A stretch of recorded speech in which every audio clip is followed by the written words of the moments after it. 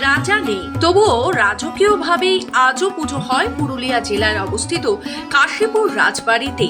ইতিহাস বলছে প্রায় 2000 বছরের প্রাচীন এই পুজো। তবে এই পুজো চলে 16 দিন ধরে কাশীপুর দেবী বাড়িতে, অর্থাৎ জিয়া ষষ্ঠীর দিন যখন বোধন আসে তখন থেকেই শুরু এই পুজো। রাজা নেই, তবু রাজকীয়ভাবে পূজিত হন এখানে রাজরাজেশ্বরী। এই দেবী দুর্গাকে প্রতিষ্ঠা করেছিলেন কাশীপুরের পঞ্চকোট রাজ। যে পূজার পিছনে রয়েছে এক আলাদা ইতিহাস, অর্থাৎ গীতা ষষ্ঠীর দিন থেকে পূজিত হন দেবী রাজরাজেশ্বরী।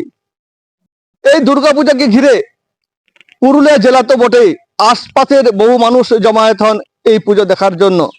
আসে রাজ পরিবারের বংশধরেরা যে যেখানেই থাকুক না কেন। 16 দিন ধরে পুজো চলে পুরুলিয়ার কাশীপুর রাজবাড়ির দেবী বাড়িতে। সেখানে দেবী দুর্গা রাজরাজেশ্বরীর নামে পূজিত হয়ে আসছেন। রাজ পরিবারের পক্ষ থেকে সোমেশ্বর লাল সিং দেও জানিয়েছেন, রাজা বিক্রমাদিত্যের সপ্তম পুরুষ মহারাজ দামোদর শেখর সিং দেও এই পুজোর সূচনা করেন। দেবী এখানে শিখর বাহিনী নামে পূজিতা হন। পূর্বপুরুষ ধরে নিয়ম মেনে 16 দিন ধরে চলে এই পুজো। আমাদের এটা পঞ্চকোট রাজ পরিবারের পুজো।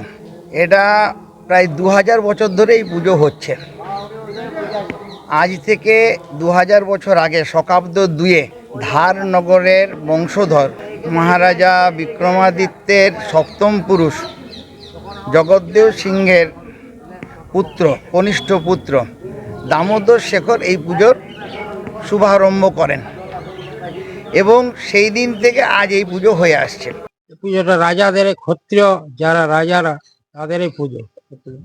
আপনি কতদিন আছেন এদের সাথে? এখানে মোটামুটি আমার আছে 50-60 বছর হয়ে গেল।